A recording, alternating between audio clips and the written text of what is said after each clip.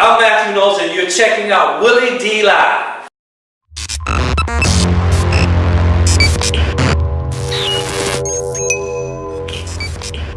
Welcome to Willie D Live. I am Willie D, and I'm about to go in with Music World Entertainment boss Matthew Knowles. But before I do, as always, we like to start the show off with some positive news. This news is coming to you via Pennsylvania, where a bride is walked down the aisle by the man who got her father's donated heart. Y'all think about that. A bride is being walked down the aisle by a man who received her father's donated heart. Jenny Stepien waited 10 years for this day. On the eve of her wedding day, she finally met the man who's now living with her father's heart. It's a bittersweet wedding story, a decade in the making, nearly 10 years after Jenny Stepien's father was murdered while walking home from his job as a head chef at a restaurant. Michael Stepien, 53, was cutting through an alley when he was robbed at gunpoint and shot. The man who received his donated heart traveled from New Jersey to Pennsylvania to walk his daughter down the aisle. The murder and the wedding happened within a 3-block radius in the town of Swittsville, Pennsylvania. Ms. Stepien, an elementary school teacher, said in an interview as she was about to board a plane for her honeymoon. And I was just thinking, my dad is here with us, and this man is here with us because of us. The wedding took place on Saturday in the church in Swittsville, where Ms. Stepien's parents were married. Arthur Thomas and the bride finally met one day earlier when he suggested she grip his wrist where his pulse is strongest. I thought that would be the best way for her to feel close to her dad, Mr. Thomas said. That's her father's heart beating. At the church, the bride was photographed touching Mr. Thomas's chest. At the reception, they danced together and guests mingled with Mr. Thomas and his wife, Nancy. The two families say they want to keep in touch and will plan to get together somewhere down the road, maybe an event with a little less pressure. I felt wonderful about bringing her dad's heart to Pittsburgh, Mr. Thomas said. If I had to, I would have walked. Now that's some good news. For daily good news stories along with motivational and encouraging content that will uplift you, download the Good Spy app at Google Play and iTunes. Ladies and gentlemen, Matthew Knowles is in the building. What's up, Willie D? First of all, that was a very touching story. I was just sitting here thinking, as a father, it's just beautiful in so many ways. I'm sure her father would have been very proud and was proud, looking, sure, down from heaven to see his daughter walk with the man that had his heart inside of him. When I heard that, I was like, man, that's a story. Yeah. So big shots out to Jenny Stepien, first of all, for allowing that to happen, and thanks to her father for donating. It just goes to prove how important, organ donation is. Right. Absolutely. Yeah. Huge, big subject. So, man of the hour, Matthew Knowles in the building. Y'all make sure that y'all send your shots out. Y'all go ahead and ask Matt any kind of questions that you want to ask. That don't mean I'm going to answer them. Doesn't mean you're going to answer, but you can ask. You can ask. But you can ask the questions. Doesn't mean he holds the right. He reserves the right to ask the question, answer any question that he wants to. Now, this is what I want to know, man. It's been a minute, man. I want to know what you've been up to. Well, Willie D, life has been good for me. To see, first of all, Beyonce and all the tremendous success she's having. Unquestionably the #1 female artist in the world right now. Right. Possibly ever. And possibly ever. Yeah. And then also see Solange and all the success she's having as an entrepreneur, as an artist, a DJ. It just makes me very proud. So what have I been doing? What have Matthew Knowles? This is my 8th year teaching at Texas Southern University. I didn't know, man, the time went by fast. 16, this is my 17th semester. Prior to that, I taught at Fisk University, where I graduated from. And that's in Nashville. Okay. And so we developed a music business program that's called ERM in the School of Communications, and that's Entertainment Recording Management. So I teach this semester Intro to the Recording Industry, and artist management. And I also teach on the graduate school level, media entrepreneurship at Texas Southern. Man, you giving that game up like that, man, that artist management thing? Yeah, everybody should be in that class. I have a large class, it's about 40 students, but we are looking to redo the whole program there, where you don't have to be in college to take my classes, which Right. I think has been a mistake that we've done, and we're rectifying that. The next thing I've done is this in October will be the first year my book has been out, #1 bestseller. It's called The DNA of Achievers, 10 Traits of Highly Successful Professionals. Right. The DNA of Achievers. And in that book, I have 30 guests that's writing 3 per chapter. Folks like the chairman of L'Oreal, Rick Smith here in Houston, the GM of the Texans, talking about building a team. Some very powerful people who's sharing their story of what it took to be an achiever.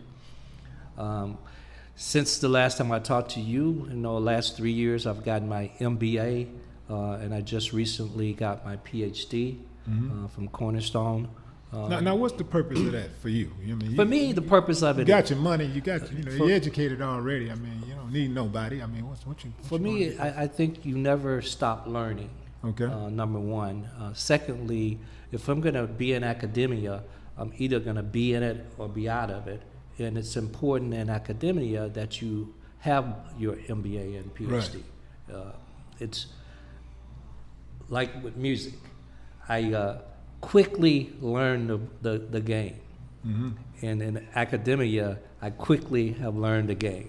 Right. And you've got to have those credentials to be accepted by the academia community. And I enjoy public speaking, so doing a lot of that all over the world, seminars on how to get in the music industry, because a lot of people waste a lot of valuable time and money trying to get into the industry. You know this better than anybody. Some don't need to be in the industry, or they need to be on the business side. And so we don't have enough black managers. We don't have enough business managers. We need to build the whole music arena, because it's not black anymore. Now, getting back to the business side, I remember speaking on career day at my kids' school when we were living overseas in Azerbaijan, and that was my classes were packed. My rooms were packed for kids that wanted to hear me speak, and in the room next to me was a billionaire oilman, and the kids were trying to sneak out of his class to come into my class to hear what I had to say. And I'm like, man, y'all got it twisted. Y'all turned all the way around. I'm trying to sneak out this room I'm in to get over here in this room where this billionaire dude is, to hear what he got to say.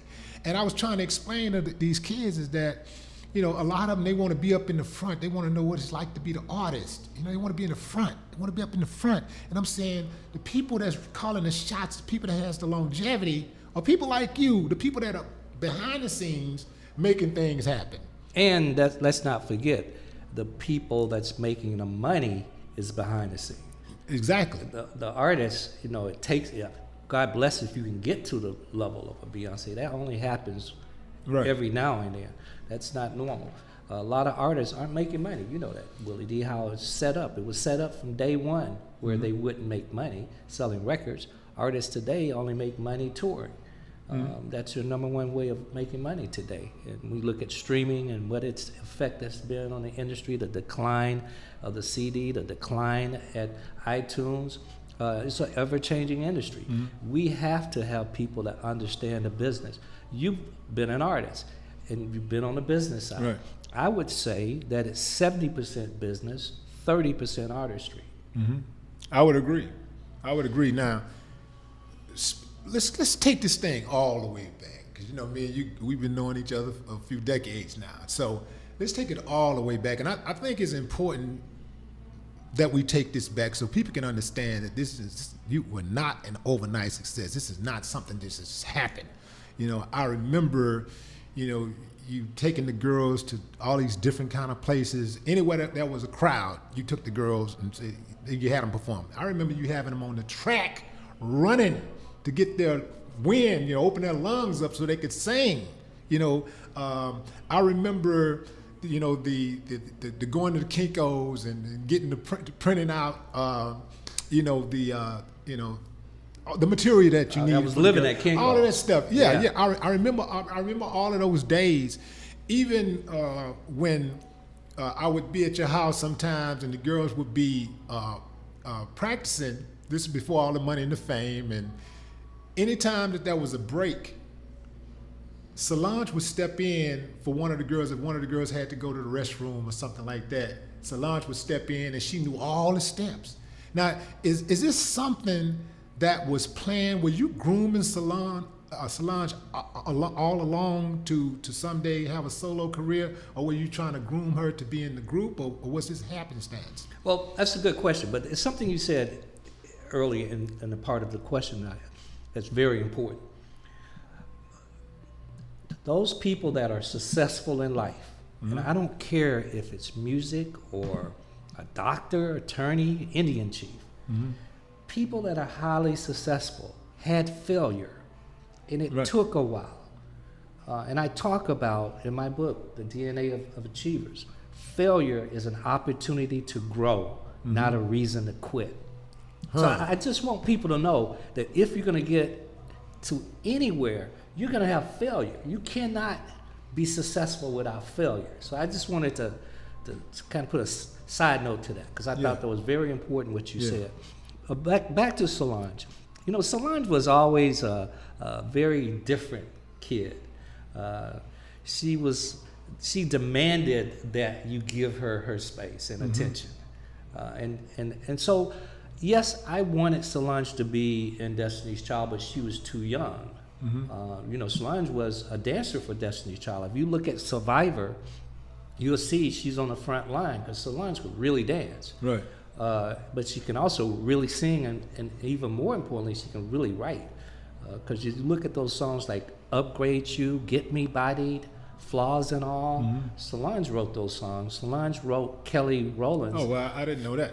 Yeah, Solange wrote almost 50% of Kelly Rowland's first album that sold 2 million records outside of America. Wow. So Solange has always been very talented and gifted, but she didn't want to be a part of the group, a member part, as she got older. That's why her first album is called Solo Star, because that's who she is. She's a solo star. Now, let me ask you, where does this come from? Because, here's the thing. And I remember the girls, as talented as they are, I've always seen them, I've always seen humbleness in them. I've always seen kindness, generosity in them. So when I hear these stories of people just pulling stuff out of their ass, saying things negative about anybody, any of your people in your family, I'm always taken aback. How did you and Tina make sure that the girls stay grounded with all of the access that they lived a pretty comfortable life, growing up. You know what 3346 Park would look like. Right. You've been there many times. Right. We were upper income. Exactly. But to your question, Tina, family in Galveston, very poor. My family in Gaston, Alabama, very poor, but very proud people who worked hard and instilled in she and I this value of just keeping it real, right, and treating everybody the same, and not treating the janitor any different than I treat the president. And that's the way I see the girls, is they stay grounded, stay humble, because their parents kept that. And a lot of people don't realize all the success we had way before there was a Beyonce. Exactly. And way before there was a Solange, and way before there was Destiny's Child. Folks don't know what the accomplishments that I've had and Tina's had. Yeah. Now you, you come from corporate America. I mean, you like you say, you've had money for a long time. I mean, you know, like I said, the kids grew up in an affluent neighborhood. Now, what I want to know is that how did you respond when people started saying you were out of your mind to leave corporate America, to leave your career, to basically help the girls realize their dreams and then to pursue their career? That's not necessarily true. It sounds good, and I teach at Texas Southern. I call it the Jedi mind trick. Okay. I mean, it sounds great. He left his job. Most Right. people get it wrong. They say I left Xerox. I worked 2 other positions after Xerox. I was one of the first blacks in America to sell CT and MRI scanners at Philips. Okay. I was one of the first blacks to be a neurosurgical specialist with Johnson & Johnson. So people don't even know the story accurately. You know, people just kind of a neurosurgical specialist. In other words, I would go into a surgery. A neurosurgeon works on the spine and the brain, and the instruments that he or she used, I have to walk them through how to use it in surgery. Okay. Nice. See, I didn't know that. So you maintained the job the whole time. How did you do that? Because I mean, every time I saw you, you was always doing something with the girls. You know, like you was always working. You know, pushing their careers along.